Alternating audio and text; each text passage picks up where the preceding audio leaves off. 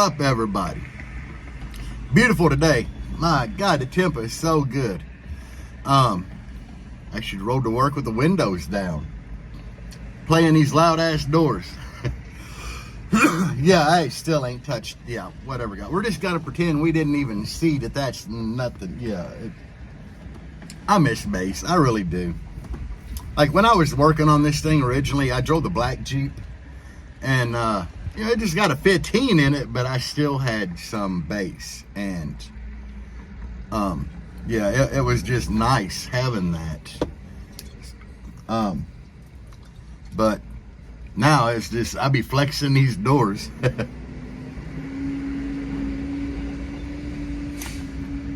I be in traffic and pull up to some middle-aged woman in her Toyota Corolla or whatever, listening to the radio, and I'm like, are you challenging me? I mean, I don't, but I would, for real. Yeah. Anyway, I don't even know what the hell to make this video about today, but, you know, I just felt inclined to because the weather is so good. But the downfall is, like, the weather's beautiful today. We got a chance of rain. And then it's supposed to be awesome tomorrow. A really big chance of rain. Sunday, it's supposed to dip up to like 70 and rain. You know, a day that I'm off work and I can do something, yeah, it's just my luck. Like shitty luck. Because I really have a lot of stuff that I need to get done. And it's either like too cold or rainy and I can't do it. I might be able to like get in this thing with the door shut and climb back here and pull these subs out. Yeah, I'm not 100%, but I mean, I might try. Hold on a minute. Somebody asking just who owned the property. I'm parked in front of my job. I know Eamon's Realty owns it, but I'm not going to tell them that. They look like they're trying to sell something. Which I hate that. Like when people come into the tattoo shop or call trying to sell something. Hate it. But anyway, guys, I don't know. I mean, man, I should have took off work today. I could have done a lot of stuff in this weather. But then again, it's supposed to rain. It's cloudy as hell. Anyway, guys, so we had a lot of comments on what's the best subwoofer. One person really didn't agree with what's best in your budget because he's like, that budget sub might not be the best. But anyway, guys, I don't know. I mean, I just think everybody should have bass and be happy.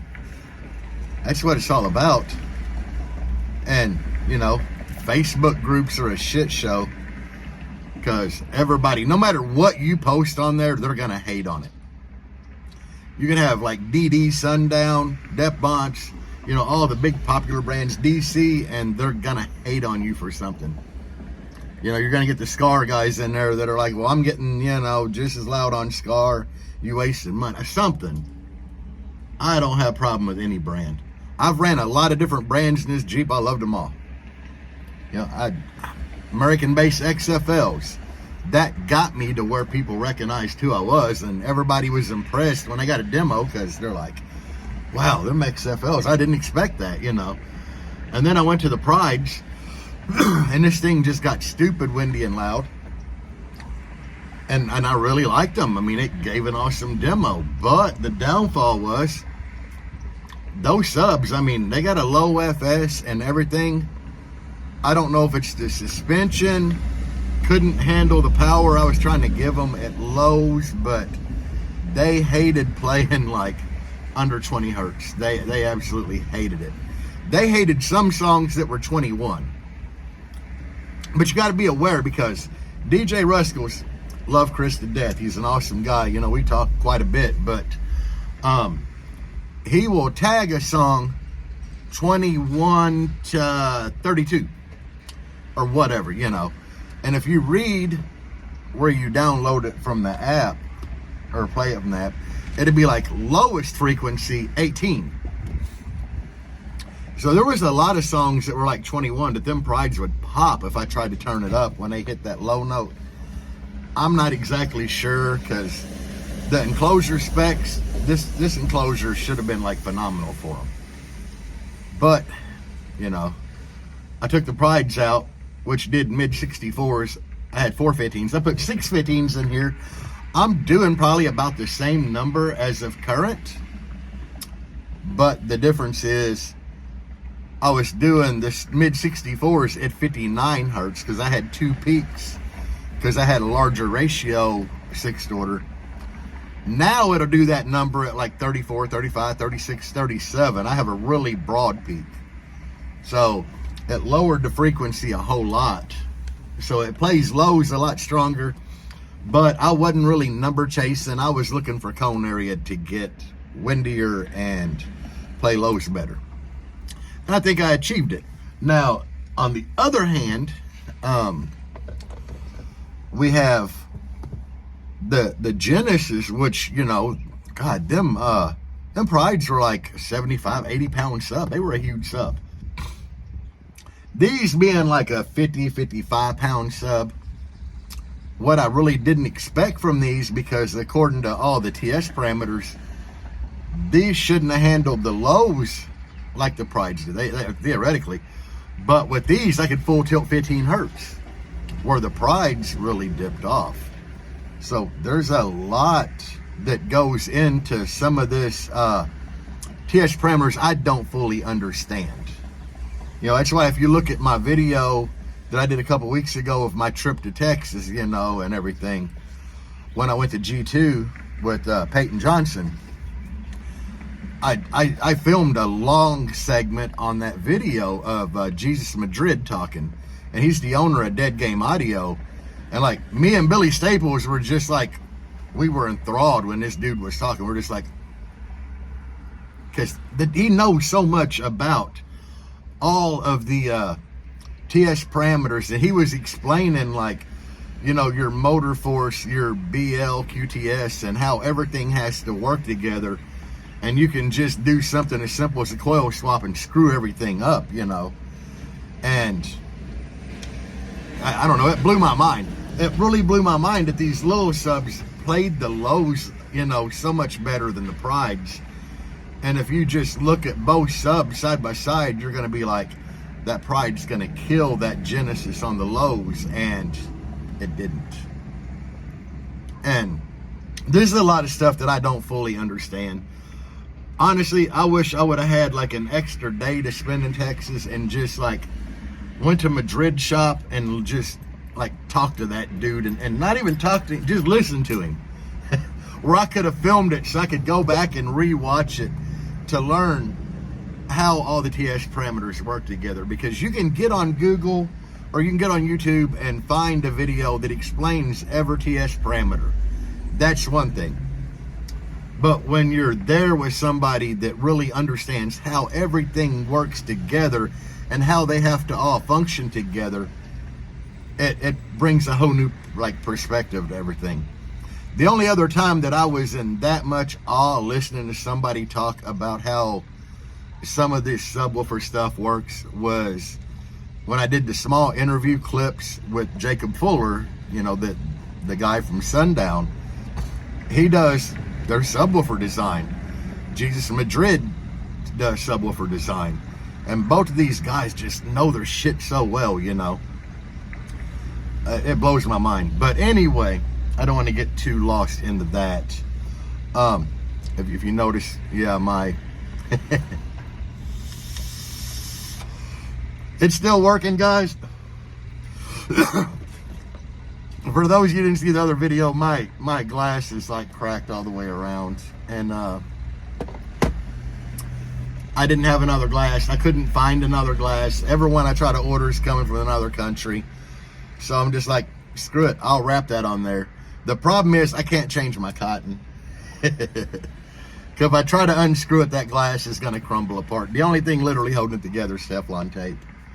But we're like a week into it and it's doing great. So that's one of the cool things about mesh strips. And a lot of people commented in the other video where I showed it. They're like, try this tank, you know, and what they're trying to show me is tanks that you like take a pre-made coil out and put one in, and to me they don't have no flavor. I know a lot of people are like, man, these are flavor bombs. Back in the day when I was vaping and, you know, like smoke come out with the Cloud Beast. Y'all remember old school vapors that know the Cloud Beast, you know. I thought that thing had so much flavor. And when I got into like drippers and making my own coils and cottoning it, it's just, there's no comparison really to that flavor. It was even hard when I went to this mesh strip RTA, which the deck on it's rebuildable, where, you know, you bend your mesh strip, bolt it in, cotton it. The flavor wasn't quite there with what a dripper had, but it's pretty good. And I've been on that same tank for like 3 years now, maybe 4. I think I had that tank when I built this Jeep originally, the first system in it. I think I was using that tank. What's bad is I just literally like knocked it over on my desk at home, my computer desk. It literally fell from like here to here and landed on the tank and just shattered it. Yeah, that sucks. But Scott Weemet, I think is how he pronounces his name. I'm pretty sure he told me before it's like Weemet. I'm probably screwing that up. But anyway, that man actually was like, let me dig through my vape stuff. And he actually had a tank and he's sending me one out. You people are awesome on here. Man, y'all are so good to me.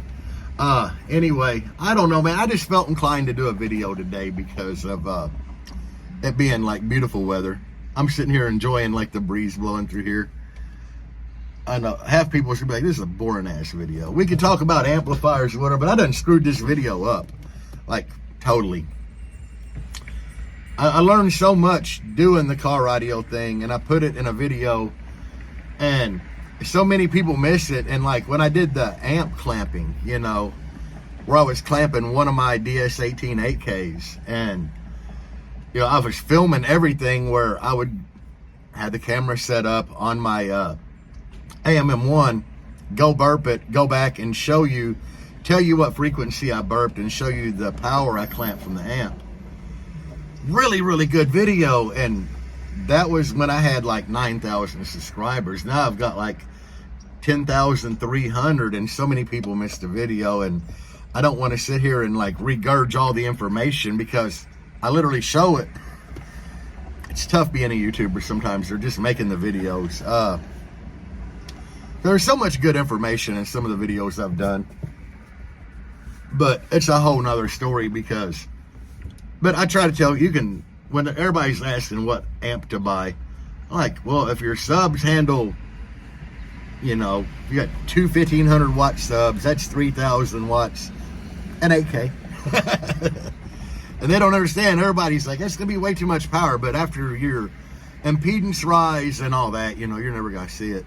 Long story short, DS18 Hooligan KO8K, rated at 8,000 watts, 1 ohm. I broke 8,000 at 2 ohm, and that's rise on a burp, you know. At one point, I got 14.7 out of it. You know, we were feeling pretty healthy. We never dropped under 1 ohm impedance rise. We only stayed, I think the lowest rise I had seen was like 1.7, 1.8, but I got over 11K. Now that's on a burp, and I showed all this in the video. But the main thing, you know, that was great. I just killing it with power. But I went back and I actually did a demo of a song that I demoed back to back to back a lot at Ruckus, you know. It was Alien Party. DJ Rustical was at it, you know. The song's a nasty demo song, but I did that song like I was given a demo, so I let the bass line drop and go for like 20, 30 seconds, you know, that part of the song. And was filming the AMM1 in real time clamping power. And for a brief minute, we broke 3K. You know, we stayed around that 1 to 2K mark. And that's really significant because, wow, on a burp, you know, we're killing the numbers that the amp says it'll make, you know. I think the lowest thing I got on a burp was at my peak, and it was only 6K, which is another interesting thing. But when I was getting away from my peak, you know, the power was going through the roof. Very significant in car audio because them are killer amplifier power numbers. But then when you look at what it does on music playing multiple frequencies, I don't think we ever got the 4K out of that amp. So that'd just show you the difference between playing a burp, which is just one single tone, and how the amplifier makes power going through multiple tones. Awesome. But what I was getting at is, even I asked Jacob Fuller this because everybody thought it was a myth about rise, and he confirmed it. But where you have the most rise at in your bandwidth is going to be your peak. And I confirmed it doing a lot of testing in here. My rise was highest at my peak. Also, the amp made the lowest power because the rise was highest. But that is where your system is the most efficient. Like when you're playing at your peak, your subs won't move nearly as much, and they get louder on less power. But anyway, that's something for a whole nother time, guys. I guess I'm going to wrap this up. Thank y'all for listening to my bullshit this morning. I dreadfully got to go in here and open this tattoo shop and do some work today. Got to make money. All right, guys. Thank y'all for watching. If you made it this far, check out the Woofers shop. I keep adding products. Add some Kenwood on there now. There's been a few things that I've added, and I've been adding finance options for those of y'all that have to buy shit on credit. We understand. We don't judge you for that, but I've got Affirm, Klarna, and ShopPay on there now, which I think ShopPay came with it, where you can break your payment or into 4 separate things. I don't know, but I do have Klarna and Affirm on there for you, the people that need it. So go check out thewoofershop.com. Peace out, guys, and as always, bass on. Even when you feel low, you can still go. Even when you feel slow, you can still go. Even when there's no hope, you can still go. I never answer to no, man, I still go. Go, go, go, go.